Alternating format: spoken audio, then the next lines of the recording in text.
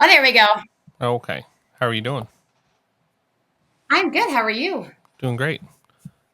My name is Bill. My name is Brecken. Hey, Brecken. Hello. Hey. So, you live in Michigan. I do. Is it cold?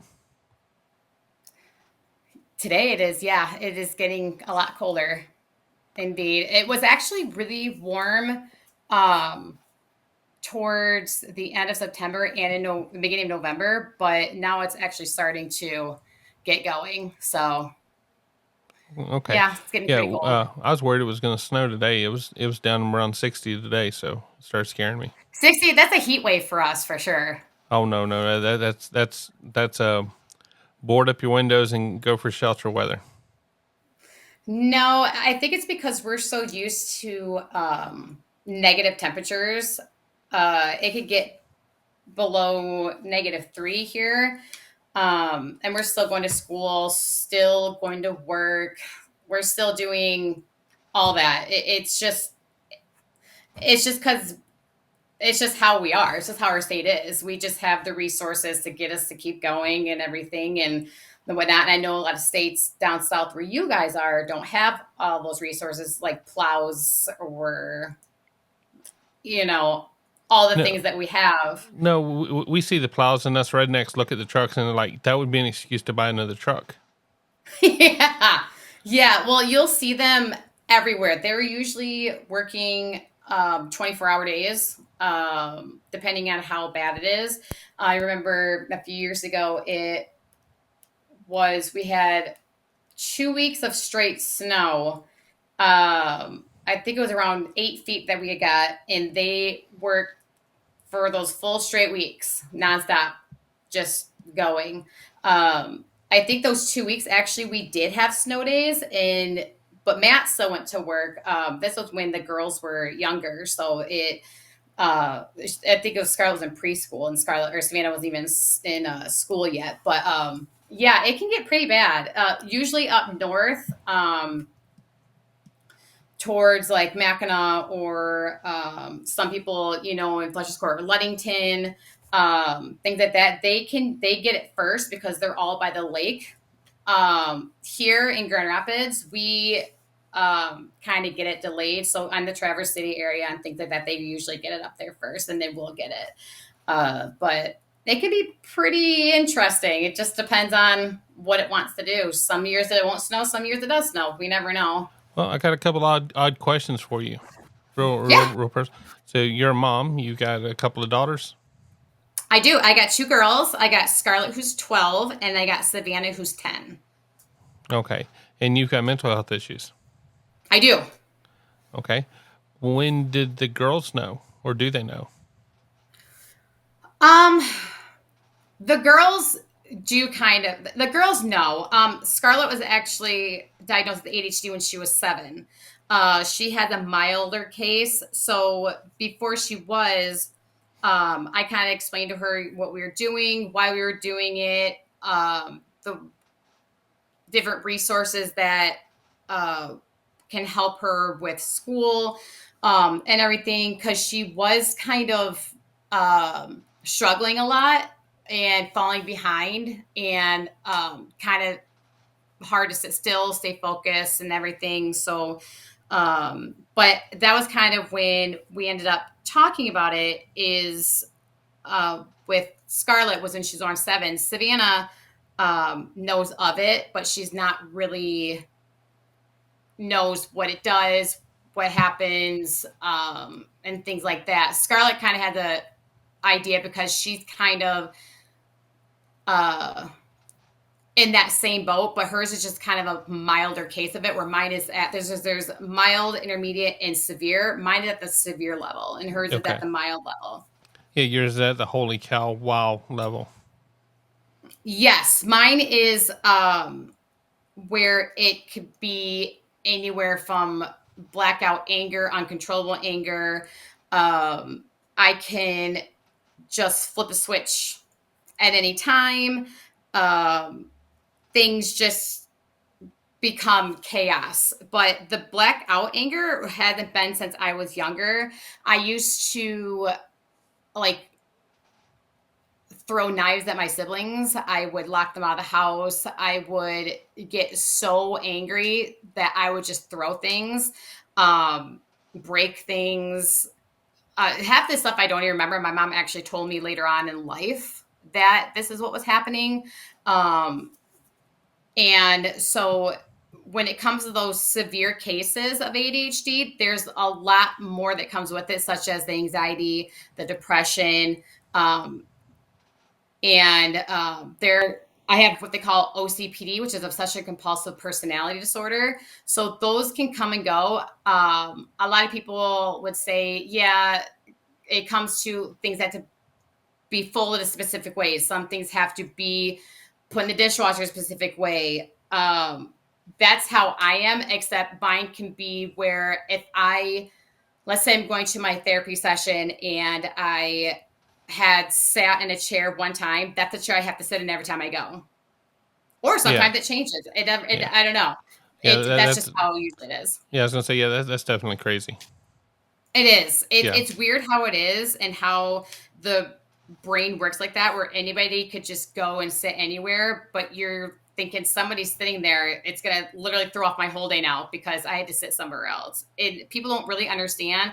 To them, it's just like, well, that's the most ridiculous thing ever. But to me, I will think about that for the rest of the day, and it will just be in the back of my head. And it's Well, not intentional. that actually that helps me understand you a little bit better because I'm probably the exact opposite. I could sit in a different chair every time. I could do something a Yeah. different way every time. Now, if I want to learn anything, I have to do it the same way multiple times. That way, I can progress and learn from it. But if I'm just doing a job just to get the job done, it's any which way possible, and just roll through it. My wife doesn't like change. My wife likes things to be consistent. If I tell her, hey, we're going to go on a trip, she immediately, okay, what time are we leaving? I'm like, I don't know. I'm just thinking about the trip. She's like, okay, what do we need to bring? I'm like, I don't know. I'm just thinking about the trip. And so she'll go through a process where she has to know every detail, Hmm. or else she just simply, her brain just kind of freezes on it. Whereas with mine, it's we may go, we may not go. Who knows how it's going to go. You could leave that day and be good. Yeah, oh yeah, absolutely. Yeah. No. So what she's dealing with, and I'm the same way. We're planners, and so you hit triggers when you do that. So like I remember you saying that your wife has anxiety, and you didn't understand it, and I was trying to explain the chat, but there's like so much you can say in the chat. Um, but what she is going through is a panic situation because she has to think, okay, what do I have to pack for myself? What do I have to pack for everybody else? Where are we going? Well, what time are we leaving? How long is it going to take to get there? Because we have to plan for not just ourselves, but we have to plan for everything else. That's just how our anxiety goes. That's how Right. our brains function. So when you say things like that, it's triggering her anxiety because she's thinking of all the things that she has to do and if she has enough time to do it all. Because she's not just thinking about the trip, she's also thinking about miscellaneous things, such Oh yeah. as, well, who's going to take care, let's say, who's going to take care of the cat or who's going to deal with the children in the car? Who's going to, it's a whole, I mean, mothers do go through that, but they do it in more of a calming situation. People with anxiety like us, we take it to a whole nother level to where it's just, we just, until we crash. And if it gets to a specific level, that can be where the panic attacks start setting in because you just piled on so many things that there's only so much that you can take, especially when you have anxiety because your triggers are a lot shorter than everybody else's. Right. And sometimes it's as simple as, hey, I got to run to Home Depot. You want to ride with me? And it's okay. All I got to do is the laundry, do the dishes, get the kid doing their schoolwork, and everything. And I'm like, we'll be back in an hour or two. She's like, no, I got to get this done before we go, or else or it won't get done, or I'm not going to stop thinking about it. Mm-hmm. And Mm-hmm. of course I'm a guy, so of course I pick on her with it. I use it, use it to play with her and goof with her, and Right. you know, or else I wouldn't be worthy of getting the guy title. So I have to do it. Right. And so, Right. but And what's hard about it too also is when I was diagnosed with ADHD, it was in the 90s. I was 6. So I was born in 85. Yeah, but this was actually true testing though. This wasn't where like somebody could just take the test and fail it just so they can get medications. right, It was like legit. Everything was paper. Everything was, and it was actually really hard for me because when I I don't remember. My mom was telling me I was diagnosed at 6, but she refused to medicate me till I was 9. But throughout that time, I had to go to these different rooms. I'd have to get tested by these teachers. They would say, "Okay, like what picture is this?" And they would time how long it would take us to figure out what it was, um, because a person's normal brain would be like, oh, that's a fish, that's a cat, that's a. But we have to actually look at it and see it because they would be also those pictures, but those hidden pictures that they would have, and they would right. say, okay, well, what is it? I think it's called a Rorschach test, where they give you just Yeah. like a blob and say, what's this?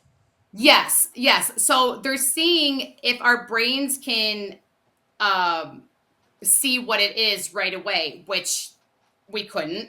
We actually have to literally go back and forth, or we'd have to grab it or see it because we don't see it as quickly as other people. We actually have to explore it, look at it in different angles to see what it is, in opposed to somebody else that could just say, "Oh, that's an elephant. Oh, that's a tiger."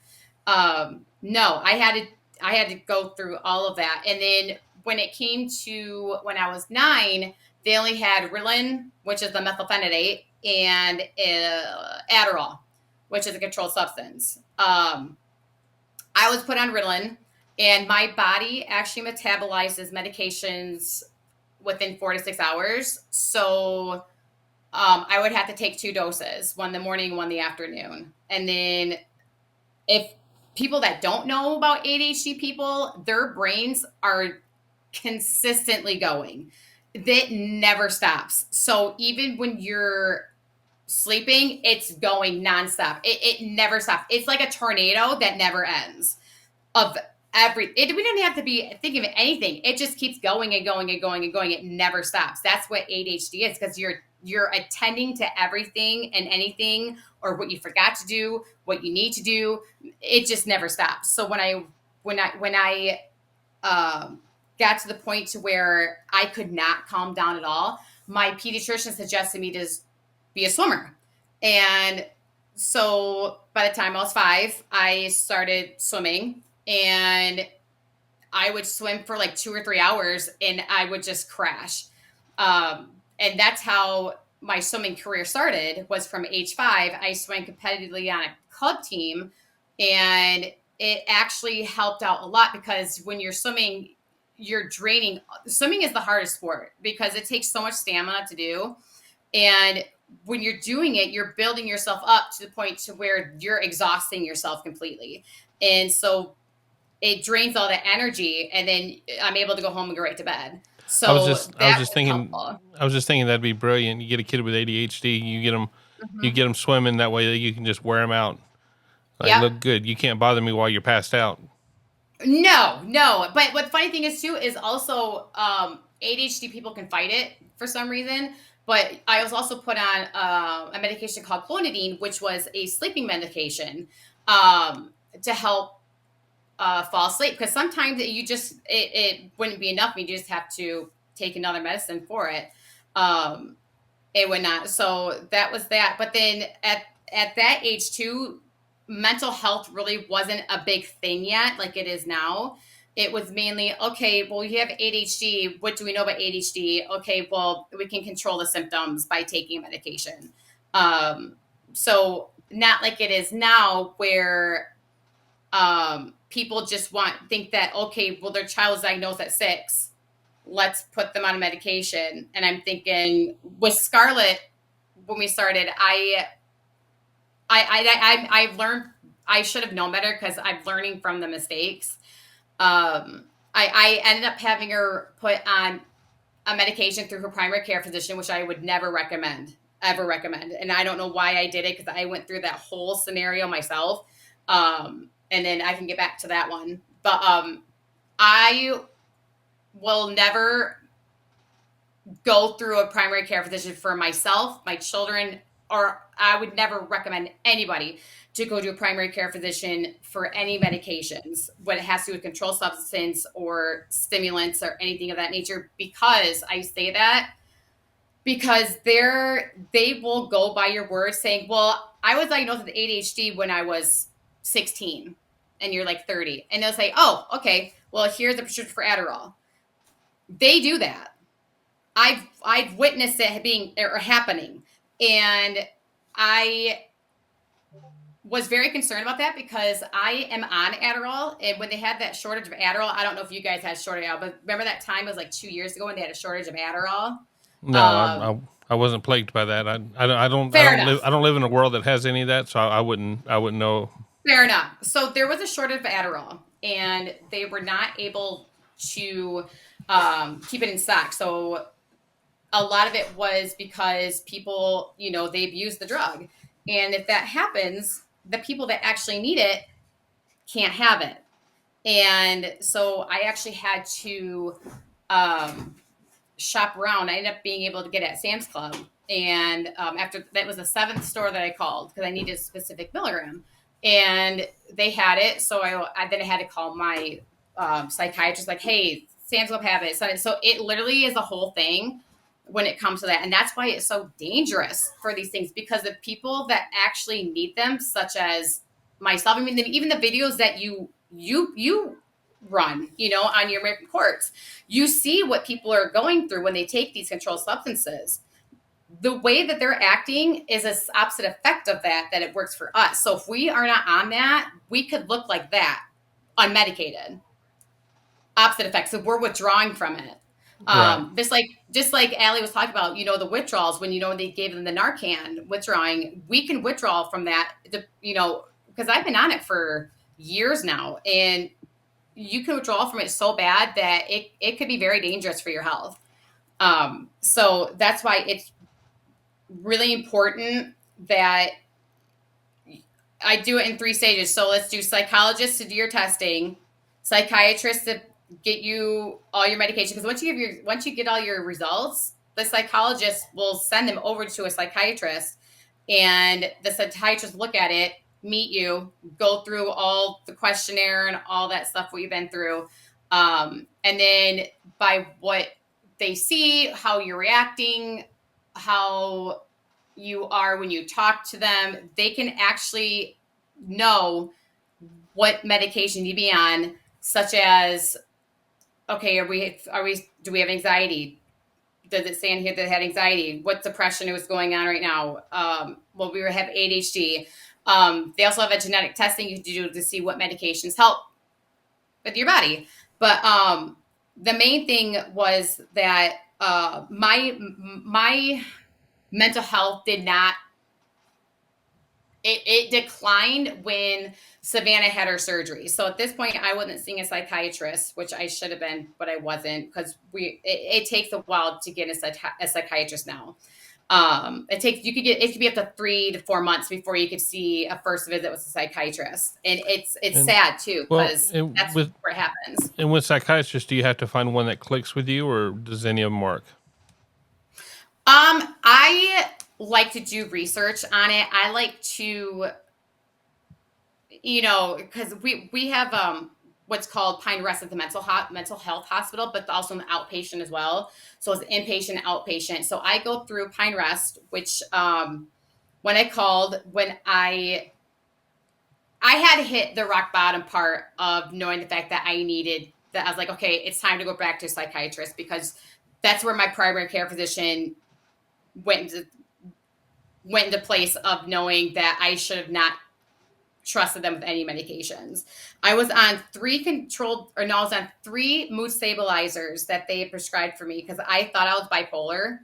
Turned out it wasn't. So I was prescribed high doses of these, which was actually doing opposite effects of what it should have been doing for a person that actually had that stuff. So not only was I kind of high on those medications, but also I was angry, very, very angry. And my anxiety was so high from Savannah. So once I was on 3 mood stabilizers, I had no emotion towards anything that had to do with her, what's going on with her. I never talked about her surgeries. I never dealt with it. I never processed it like I should have.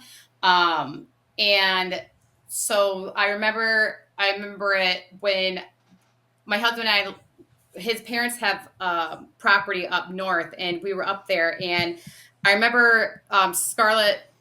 This is like 3 or 4 years ago. Scarlett, no, yeah, 3 or 4 years ago. Scarlett was taking a shower, was helping with the shampoo, and she had taken too much shampoo. So instead of the logical thing to do, put it back in there, she rinsed it out, and I lost my ever living mind. Not even intentionally, but my anger just went to blackout zone of why would you do that? That was the dumbest thing ever.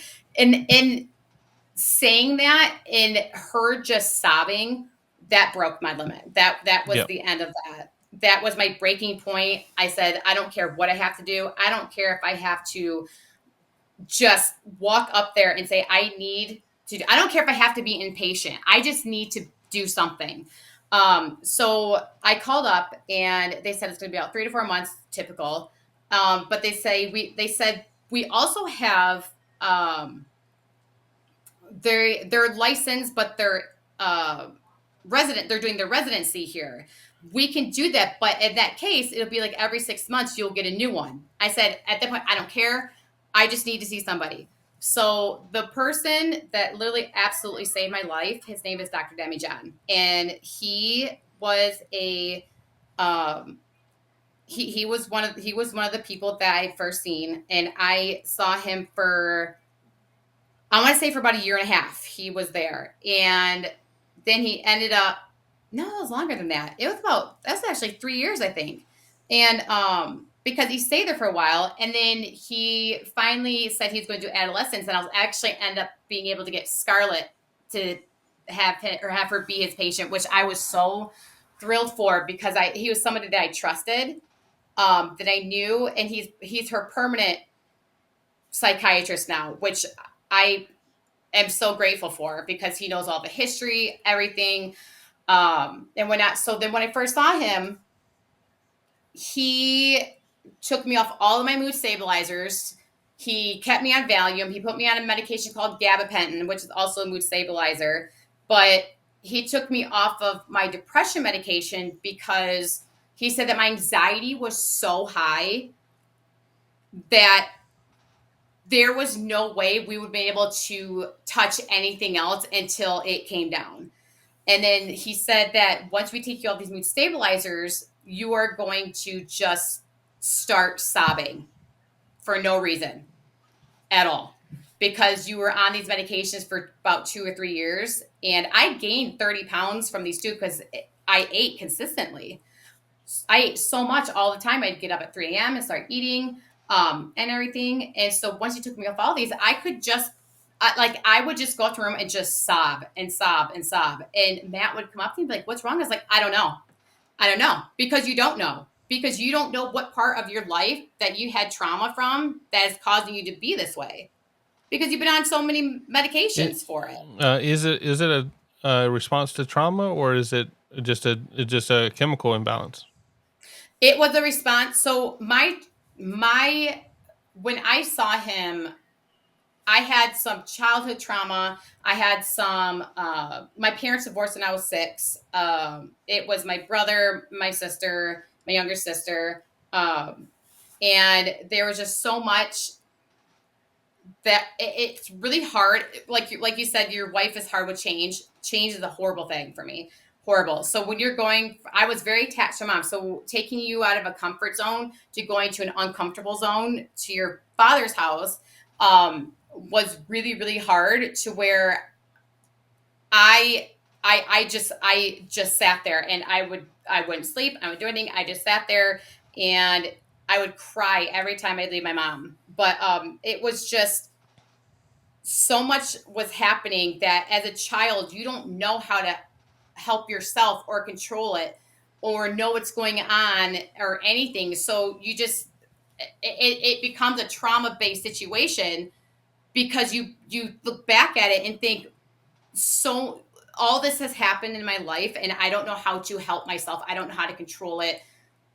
I'm just upset about it. And then until you get older and you talk about it, and then you get off all that stuff, and then it all clicks back because you talked about it. So then once you talk about it, you get thrown back into that.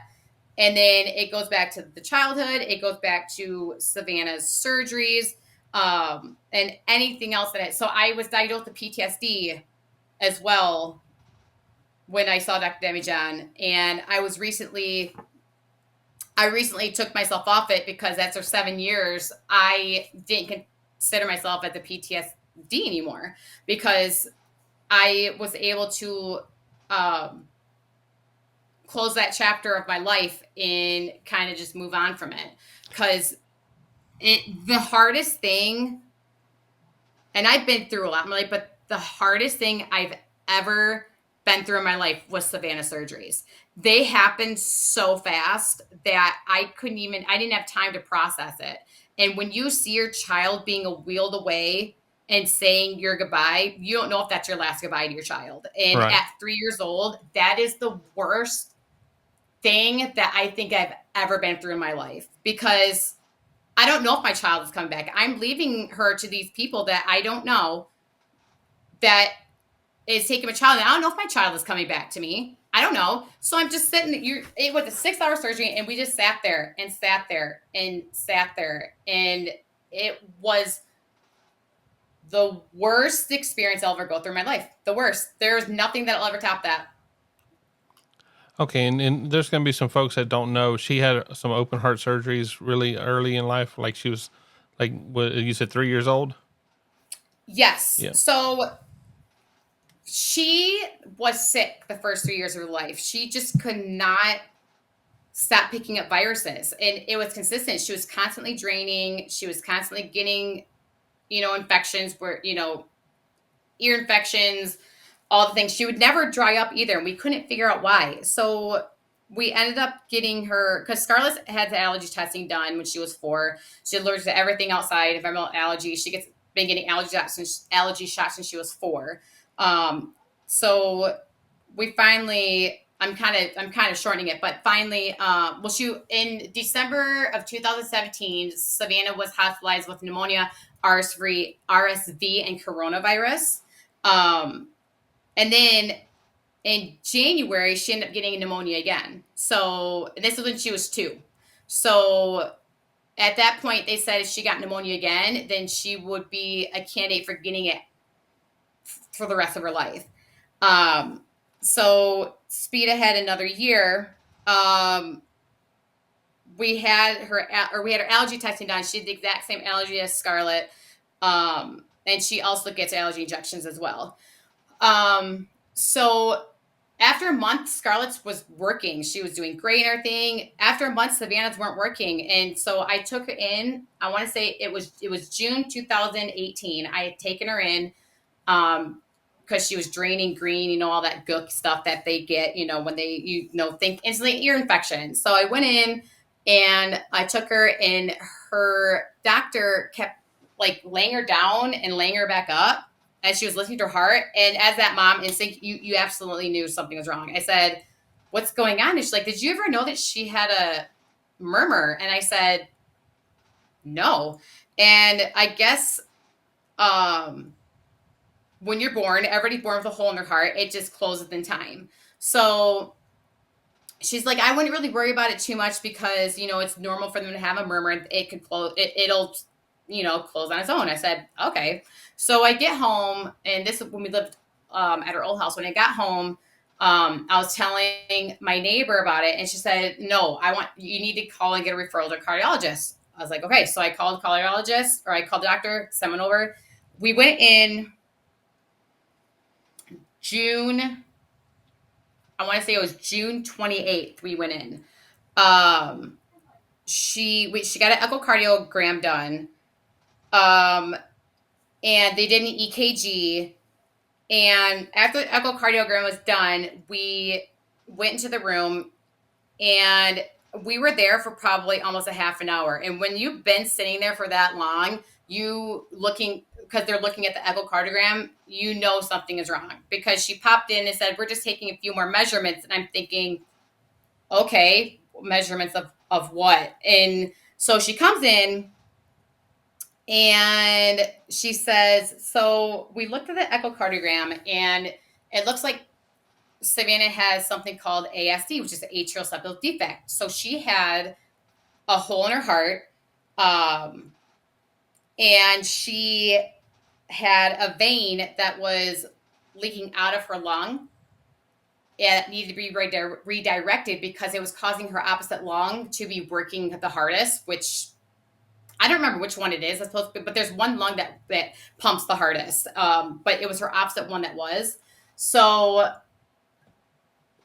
hearing that, your whole life just flashes before you see your daughter from, like, just like when we hear someone's videos like, I saw my life flash from my eyes. Well, when you hear something about your child and you just see from day one when they're born to where they are now and everything they've been through, and you're thinking, oh my gosh, you're stunned, you know what to say, you know what to do. So she's drawing the picture on the board of it. My brain is just timed out. I'm out of it. I shut down completely. My ADHD shut down completely. My anxiety went up. When that happened, there's just nothing I can do to come out of that until I've actually figured out what's going on. So by that time, I started sobbing. I just uncontrollable sobs, just sobbing, because that was when she said she's going to need an open heart surgery. And that was probably the worst thing you could tell a mother is something that rather, because that's the one thing you think of is, well, my child's going to die. My child's going to die. They haven't gone in there yet. They haven't seen it. What's going on? Skip ahead. So we found that out, what, June 28th? July 3rd was her first open heart surgery. So we went from June 28th to July 3rd of her first open heart surgery. So we didn't have time to process this because she said, well, we're going to let you guys think about it, talk about it. It's like, there's no thinking about it or talking about it. We need to schedule this thing because I'm not going to sit here and watch my daughters keep suffering all of this. Right. Absolutely not. So we go in July 3rd, we go in. They said that she's going to be on bypass. She'll only be on bypass for half an hour. Said, okay. So when Matt and I said our goodbyes to her, whatever, as she wheeled away, like I said, just staring at those double doors as they wheel her away was the worst thing to watch because she's gone. She's not here anymore. She's in somebody else's hands now. Opening up your child, taking him on, putting him on bypass, all that stuff. So a half an hour goes by because they update you with all stuff. They call when they say that they're going to do the bypass, and they're like, okay, within a half an hour, we'll call you and let you know. And I said, okay. So a half an hour goes by, haven't heard anything yet. An hour goes by, haven't heard anything. And as of right now, my anxiety's gone. Like, it's gone. We're already gone at this point. We are pacing. We are just sitting. And with ADHD, you can't sit still. So you're up and going all over the place. My brother smokes, so I would go outside with him and whatnot. Because my brother and I are very, very close. When my parents divorced, we became really, really close. So he can kind of read me. He's like, okay, let's go outside. You look like you need some fresh air. I'm like, okay, let's do this. So we went out multiple times. By the time I got back an hour and a half later, they called and said that because I have my mom on there as well, on who can get information from too. And they said, okay, she's on bypass. She was on bypass a lot longer than we thought because her hole was a lot bigger than we thought. And I said, okay, well, that would have been nice to know, an hour ago when, if something happens, I would have liked to have known that. And here I'm agitated and irritated because I don't know what's going on with my child. Nobody's updating me with what's going on with my child and whatnot. So, that being said, they were finally able to get off bypass. They closed the hole. After the surgery's done, the surgeon comes in and they bring you to a closed room where they talk to you about how it went and everything. And so there were two different ways to do the surgery. They could do the standard through the chest, or they had it where it would go right under her right breast area, because their hearts are still kind of closer in the middle of their chest. It hadn't moved to the left yet. So Right. it's easier to access it. So it'd be minimal scarring. I did not want to do it. My husband wanted to do it. So we ended up doing it. So surgery went great. We went and saw her, and um, seeing your child after, because you don't know what you're going to see when you walk in. I did not expect her to be on the amount of machines that she was on. She had 9 lines in her IVs. She had one that was in her neck that went to her main artery that led straight to her heart. That's where they were putting her oxy, her ibuprofen, her Tylenol, because it went right from there right to her heart to stop the pain. And that one was actually sewn in. She had chest tubes with this much tube inside her body. She had 2 of those that were draining all the fluids from her heart. Those were right in her chest.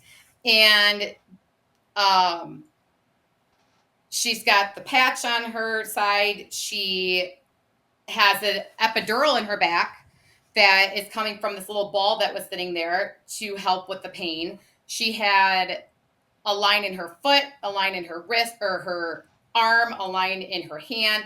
These were all emergency lines in case something fell out or something happened. Right. She was on another line was sending it was like 3 or 4 syringes that were automatically coming down of saline that was flushing all the fluids out of her. And that's the amount of machines that were there. It was like a living nightmare. Literally, her body looked like it was thrown from a car right through a windshield. That's how bad it looked because there were just so many machines. You would never expect her to be on so many machines as a 3-year-old. And so that was really really hard to see. And I was sobbing at that point because she just looked so broken. She was still under sedation. They were trying to wake her up and everything, and it was hard. That was the first one. So before we left, they said, well, her patch is kind of leaking a little bit and whatnot, but it should be fine. And I knew something was wrong because they were being really weird about it. And I was like, okay, whatever, that's fine. We go in for her 2-week post-op, and she wasn't convinced that the vein was moved. She couldn't see it when she got her echocardiogram, and her heart still was large. So her heart was the size of a 10-year-old heart at 3. And that's awfully big. So they said that it should be shrinking by now, and it wasn't shrinking. And she couldn't see the vein, so they did an MRI. And she said she's going to have a whole nother cardiologist look at it. Has no Savannah, hasn't seen her, and whatnot. And I said, awesome. Do the MRI. They do the MRI. I remember I am at the dermatologist. I remember because you never forget when you hear something traumatic. I was at the dermatologist with Savannah. I recognized the number. I said, Savannah, I'll be right back. I'm going to go outside. I'm going to go talk because I already knew and I didn't know what I was going to expect when I got this phone call. And so I go outside and she said, so, and she had to like just rip it off like a Band-Aid. That's all you can do. I mean, whatever you're going to tell me, it's got to happen anyway. She said, well, the thing about it is that vein was never redirected and her patch is tearing as we speak. And I said, what? And she said, yeah. And I said, is she going to need another surgery? And when she told me yes, I just fell. I fell to my knees and just sobbed because I did not know how to deal with that. She already gone through this. She's got to go through it again. And then she told me, well, there's more. And I said, how could there be more? What else could there be more of? When they did the MRI, they actually found fluid in her spine and what is called a Chiari and a searing. So the fluid cannot go in and out because her head and her skull are shut together, and it can cause severe migraines. And I don't know if she was having them or not, because when you're 3, you're still developing everything. You so for if she had a headache, she probably just thought that it was just part of just part of life and whatnot, because she never really complained about it. Um, so we set up the next so we figure that out. So we go get an MRI for that one, and we see a neurologist about that one, and they said they don't want to do anything right now. Let's see what happens in February, because she had her second surgery in September, her second heart surgery in September. And I said, okay. So we do her second surgery. Um, Dr. Hall, who came from London. I'm not sure if you're familiar with the DeVosses. They're actually ones that, like Dick DeVos, or I think they Dan DeVos or whatnot. They pretty much own every hospital here. They've donated so much money here and everything. They actually, if it wasn't for Helen DeVos, we wouldn't have Helen DeVos Children's Hospital, which is actually ranked one of the top 10 children's hospitals in the world, because we also have U of M too. That's also University of Michigan also has a heart center, which is where a lot of out of state people do go to as well. A lot of out of country, out of state. They're very good, very, very good program. But about, let's see, 17 years ago, they actually put in a heart center in Helen DeVos, which is I'll forever be grateful for, because the last thing I'd want to do, because Scarlett was so young, it's about an hour and a half away from me, is where University of Michigan is. So I'd be an hour and a half away from Scarlett, who is 5, 6 at the time. No, she's about 4. She's about 4 or 5. Yeah. No. No, it's 5 or 6. You have to know 5 or 6. This is only about 5 or 6. And that would be a lot for me to even deal with, having to deal with this, but then not being able to see Scarlett as well. And that was the hardest part about it. So having the heart center be there was absolutely amazing. So Dr. Ha, who's from England, they actually brought him here. The bosses did. He is the head of the cardiology department, and he actually came in and apologized on behalf of his surgeon of how they missed it, and it's unexcusable and everything. He said, me personally, I'm going to fix it, since it was under one of my staff. And I just thought, we have never been so thankful for such a great team from where we live, because there are a lot of surgeons that would not own up to a situation like that, even if it wasn't them that did it. But having someone, a team lead, that happened under their watch, and taking full responsibility of it, making him responsible for it himself personally, even though it wasn't the surgery, that's a really good surgeon right there. And I have a lot of respect for him, a lot of respect for Dr. Ha. He ended up going in and fixing that repair in 20 minutes. And so he went down. This time we had to break the sternum. We had to go through the chest. He ended up just connecting it right to the next one. And he fixed it in 20 minutes. He said everything went great. Of course, I had to go back in again and see all the things again. But the second time around, it wasn't as bad, because you already know what's Right. going to happen and what you're going to see. So the first surgery, she was there for 4 days.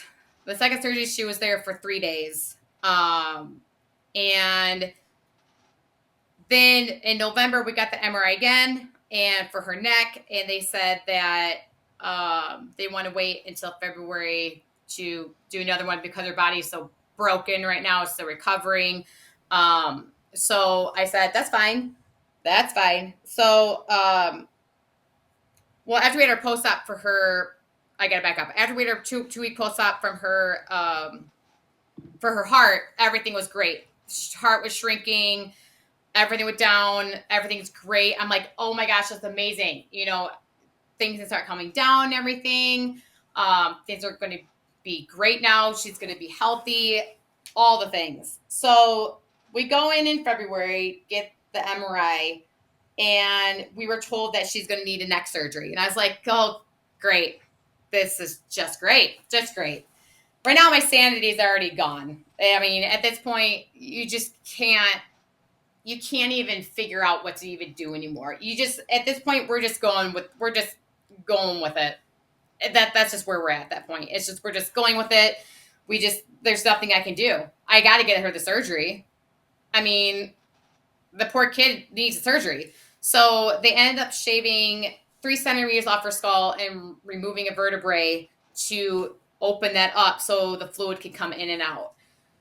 Um, we did that. She's got a scar about this big on the back of her neck, and that one was successful. She now has to get MRIs every year to make sure the fluid is still going through and everything. Her we just actually had her 2-year cardiology appointment, and now we're every 3 years. So we're successful in that. She's now 10. She is healthy. She's doing great. After all that happened, that is when I went to see the psychiatrist, and then I started seeing I actually got reevaluated through a psychologist. Let's talk about Scarlett. You let her Yeah, watch the show. It's an adult themed show, and you let her watch it. What's going on I with that? do. I do. Because here's the thing, there are so many things happening today. There are so many bad influence parents out there. There's so many people out there that um, aren't are sheltering their children so much. They think that they shelter their children and not expose them to what's going on in the world. They're going to be good. Everything's going to be fine. You know, I protected my children. That's coddling. I do not. I would never. I never coddle my children. I I raise my children in an exposed environment of an well to a limit. So I let the school take care of the bird and the bees thing and everything. I mean, we talk about it, but I let that happen. That, but when it comes to um, like drugs, alcohol, jail, all that stuff, I want her to see real life examples, because if you're exposing your children to what could happen or what you look like or what they have to do to bring you back, you're Right. dead right on And, call. Yeah. right. And I think our son got a taste of that because his parents didn't do any drugs, and and he wasn't around people that did do drugs. So whenever he got older, he's like, "Hey, what's the worst that could happen?" Well, he got to Hmm. find out. He got to find out how bad it can get. He Yeah. got to see the rough part of it, and he hadn't been exposed to that. He kid had a good life. I'm saying Hmm. he was raised up in a good life. We certainly didn't coddle him, but we also he didn't get to see mom and dad passed out. He didn't get to see mom and dad fighting. He didn't get to see some of the craziness that this world has to offer, and so he went out and Hmm. found it. And so Yeah. And I and about that, and I had mentioned too that um my dad always told me that you're if you're growing up, find your way in the jail. You're growing up, find your way out. My parents would not bail me out, and I believe them. I 100% believe them, because it it kept me from being in different people in different groups of friends that I actually walked away from, because I knew it was serious. That, and in the back of your mind, you're thinking, well, I know for a fact that that's bad. I'm not going to do it, because I taught the girls, say, here's the thing, people are going to peer pressure you in life. That's the thing. That it's going to happen. That's how life is. So it's not embarrassing to walk away from a situation. I encourage it. I would yeah, rather you walk away from the situation, call me, have me come pick you up, and now I won't even be mad about it. If you lie to me and go somewhere, but you call me and pick you up because there's something going on, I won't even be mad at you about it. I just want you to know that I will always be there for you, and it's okay to walk away from a peer pressure situation. So if my kid snuck out one night, well, I would destroy her if she did, but her world would be that small. But if let's set up a scenario. She was snuck out one night. There's drinking involved. There's drugs involved. She's uncomfortable. She doesn't know what to do, because mom always said, "Don't be in the situation. Don't do that." However, I always also want her to know that if she did something stupid and you find yourself in a situation and you're uncomfortable and you know it's wrong, call me. I will come and get you.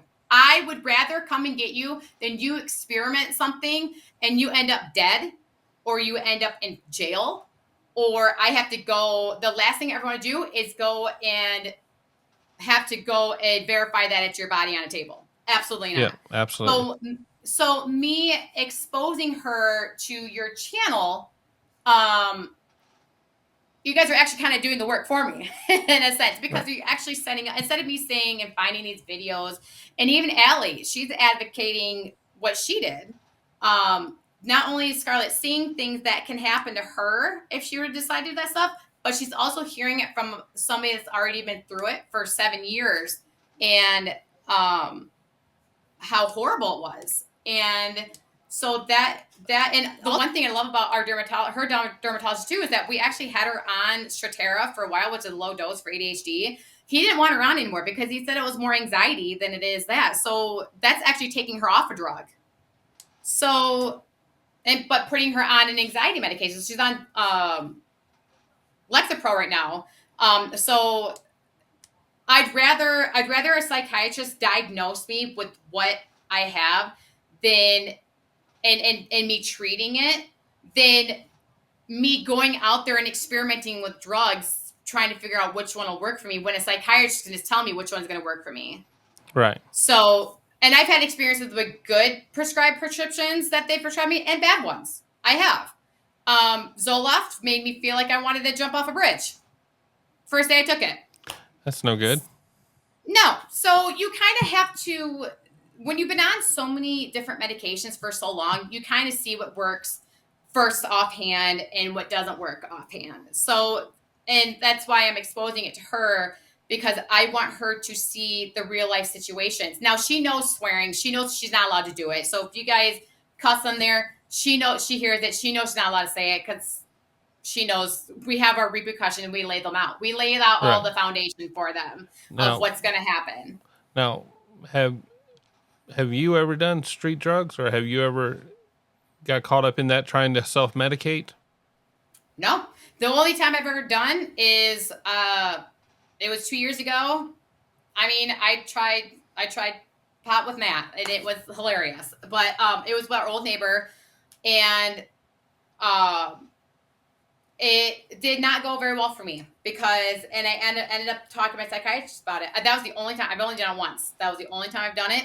Um, I've taken, it's legal here. Pot is Right. legal here. Right. So, I mean, whatever. But I mean, I've taken some gummies, but here's the thing of with that. So weed can be a controlled substance in a sense. CHD, or yeah, CHD, or is that what this CHD oil? CBD oil. See, is it That's what it is. CBD? Yes. Yeah. Yeah. See, I don't know any things. CBD oil can be good for you, but here's the thing: you can't. What the hardest part about it is that you can't make it the same every single time. So you could have a batch that is helpful. You could have a batch that's not helpful. So it all depends. But people smoke weed because it actually can help medicate. However, if you're taking street drugs on top of that, or prescribed medications, it's gonna interact. I was Well, so sick the next day, and I had such a migraine the day after that it actually kind of like ODs you in a sense. It just makes you sick. So that's why when we see, on Judge Flesher's court, or on the people that we see in your videos, when they are doing that and taking controlled substances, it's gonna react to it. And right. when people are taking, let's say, Adderall and let's say Concerta, those are, one's a methylphenidate, one is not, but they're both for ADHD. So if you take them at the same time, you're gonna OD on it, because they're, one is a high, depending on how many milligrams that you take, you can OD from that, because you're taking two controlled substances at once. So they're not, one's a stimulant, one's a controlled substance. They're taking two controlled substances. So, and Concerta is actually Ritalin. So that's really not good at all either. So Thank you so much. I really, yeah, and if I, there's anything that anybody could take away from this, is the fact that if you're feeling in that depressed state where you just want to lay in bed all day, you're tired. I mean, mental health is a lot more serious than people than people think it is. So when people say, in Fletcher's Court, well, I think it's mental illness. Nobody is going to admit that it's mental illness because your brain isn't operating that way. Right. You have the And that's signs will show. right, but and it's also admitting defeat, and people don't want to admit defeat. People don't want to admit that Yes. something's got a control of them. But no, me and my wife have been through different times in our life. Not mad at each other, but just life's tough. Life's tough sometimes, and you can just kind of tell I just don't have the motivation. I know what I can normally get done in a day, and I'm just not getting it done. Right. And And it's, and somebody that's been going through it for so long that, I mean, as an adult, yeah, you're it's not embarrassing to say I have to see a psychiatrist. It's not embarrassing to say, "Hey, I feel like something's wrong. I need help." It's not there's nothing wrong with needing help. All right? I'm 39 years old and I still need help. I'm still seeing a psychiatrist therapist. It the thing about it is you're going to feel so much better, and your life is going to be so much better if you just get the help that you need. And if you don't, you're just going to keep self-medicating yourself, doing street drugs and everything that are going to interact with each other. You're going to either end up dead, or you're going to go into a coma. You're going to just make yourself even worse. Why not just be happy and right. just go, get a psychiatrist, go get a Well, therapist. sometimes your comments are just absolutely bonkers. Sometimes your comments are just completely off the wall. Is that for comedy effect, or is that for how you feel? Um, when it comes to somebody that, here's an example. So Law Talk with Mike was actually had a video on, and it was a mom and a grandma that the grandma was taking care of the child. The child was just diagnosed with ADHD at 6. The mom or the grandma wanted to medicate the child, and I lost it. I lost it completely because they were going through a primary care physician, and it brought so much back to me that sometimes if I see or hear, because when you're ADHD, your brain doesn't filter, it just comes out, you know, and then now I have to rein it back in. So there will be times where if I hear something of somebody um, not knowing what something is or what it does or why they take it, I try to explain as much as I can in there. Or if people are just taking things for funsies, like in the videos that you post, it kind of upsets me because the thing about it is they're abusing a situation for their own benefit just to feel that high when people out there who actually need it can't get it because there's a shortage of it, because people are pretending that, or saying I have mental health, going to PCP. Well, I've had ADHD, and so instead of getting proof of that, they're just getting all these medications, selling it, and they're getting it in people's hands. Like my could be my 12-year-old. That's that's Yeah. that's what the problem is with that, and people sometimes don't take it as serious as it is. Some of it I am joking, but when people are saying things such as, well, they should have known better. Some people don't know any better. They don't. They don't know about medications that are out there. They don't know that you would have known that Concerta that's used for ADHD was Ritalin. Right. Or Adderall, it has an XR and a generic version, because I'm on the XR. It's a 24-hour medication, but I metabolize it 4 to 6 hours, so I take a short lasting one. You wouldn't know that. So if Right. you took an XR and a like a short lasting one, you could die from that. That's too much. That's too much medication. So when people don't, I guess it just hits home a lot because mental illness is something so serious. We see it everywhere. Um, People don't think that they can get the resources or do it, which you can. There are so many places out there that you can go to. Whether it's now, if like for mine, when with my psychiatrist, because I keep seeing different ones, they think that they're not. They are licensed, but they're run under a licensed psychiatrist. So So when I'm doing my Zoom calls, there is a licensed psychiatrist on there with. There's sometimes two of them. So people are hesitant about that, telling their problems, thinking that they're not with an actual psychiatrist. You are, but they're just like a PA or an intern or something, but there's also two other ones that are there that are they are running under. So and that's another reason why people are afraid to go, because they think that they don't have a licensed Well, psychiatrist. That's just some wacko. right. I'm glad that we were able to talk about everything because, like I said, I'm an open book. Mental health is something that people don't think take seriously. They think that they can just fix it on their own. Um, and even like all the judges, you say, putting them in jail is not helpful for them because they can't prescribe them those medications that they Well, need. and the jail staff are not trained to deal with the mental health issues, and Mhm. you know the detoxing in jail is it's got to be pure hell. And there's so many layers to that onion. But on the other side of it, you know, you got to play right in society, or you got to go. Right. And I have medications that I'm on that if I am just off them, I could get a seizure. Yeah, So, I mean, because Valium can cause seizures if you're on it for so long, you just get off without weaning yourself off.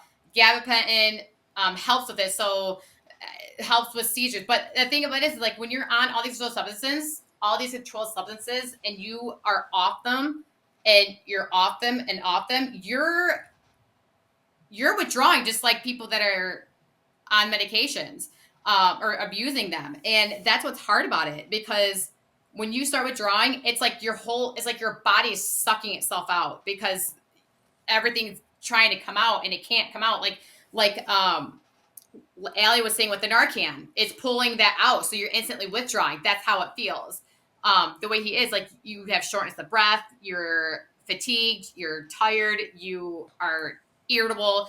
It's all that, and that's why when you see those things, they're actually doing that, and they're you feel like your soul is being sucked out of your body is how hard it is. So yeah, that was one thing that I wanted to bring up too. So but yeah, if anybody could take away anything from this, is don't ever feel like you're alone in it, because there's so many people out there that are going through the exact same thing you are, and it is okay to ask for help. It's okay to ask people for help. It's okay to talk about it. If you talk about it, it'll make you feel so much better, because you're going to find somebody that actually has that too, and you can discuss it. Have a book club about it. I don't care, but talk about it. We don't talk about things anymore. No, it's not okay to talk about things anymore, but right. do it. Do it. All I right. beg you, please do it. So yeah, I'm gonna let you go. I got to get ready for the show. sure. All right, Thank you I'll so see you on there. thank you so much, Brecken. Yeah, of Bye. course, no problem. Thanks for having me. All right, bye. All right, bye.